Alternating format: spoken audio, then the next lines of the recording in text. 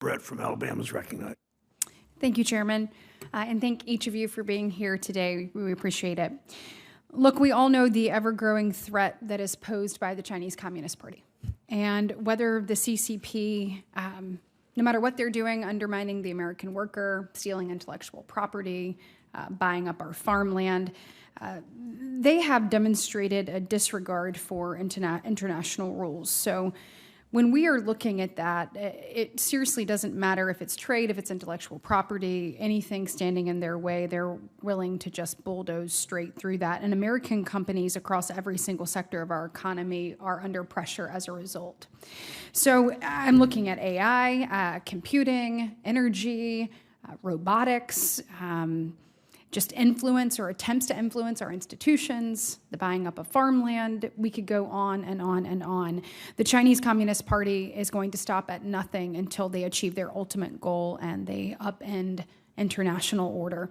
So using the tools at our disposal, whether it's export controls, CFIUS, or sanctions, we must pursue a strategy that strikes the right balance between protecting U.S. industry and businesses and hardworking Americans from the threats that are imposed by the Chinese Communist Party and other adversaries, while also allowing our economy and capital markets to thrive and to remain dominant. On this, a recent New York Fed report raised questions about the effect of unilateral export control policies. The report highlights the unintended consequences like lost revenue to U.S. firms, loss of stock market capitalization for U.S. companies, and worse yet, unintentionally propelling Chinese firms to innovate and develop and advance technologies in-house. In that end, the American consumer is the one that pays the price, and that is who I am concerned about. Mrs. Kendler, how do you think we strike the balance between cutting off China's access to our critical technologies while also ensuring American consumers don't pay the ultimate price? Thank you, Senator. This is a question that we struggle with every day. Our focus is on maintaining national security. That comes before all. Good. But part of national security is U.S. technological leadership. Mm-hmm.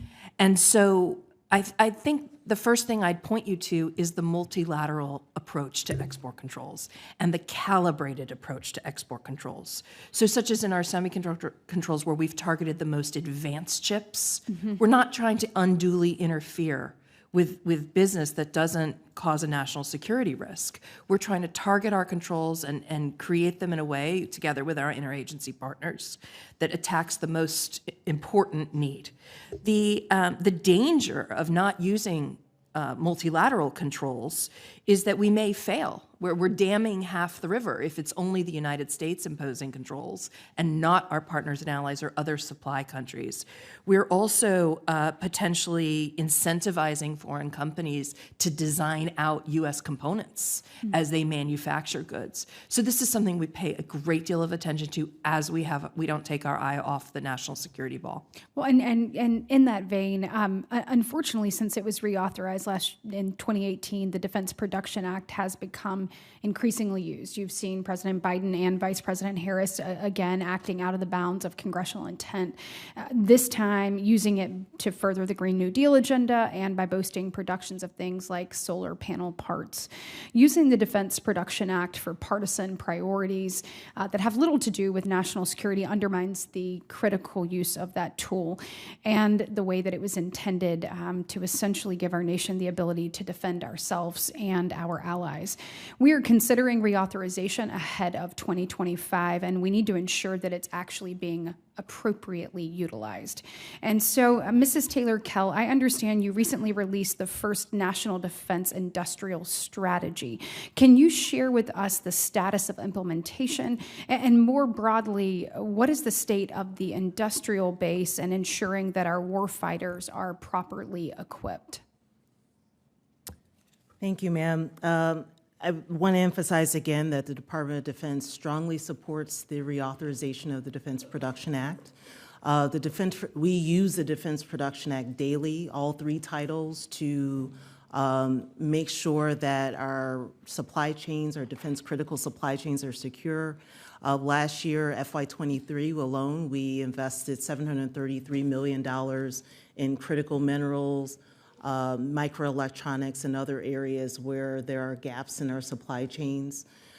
We very strongly see the importance of this. With respect to some of the investments that you mentioned, I can again only speak to Department of Defense investments that I oversee, and I refer you to other agencies, and particularly Department of Energy or HHS. Right, but the war fighter specifically.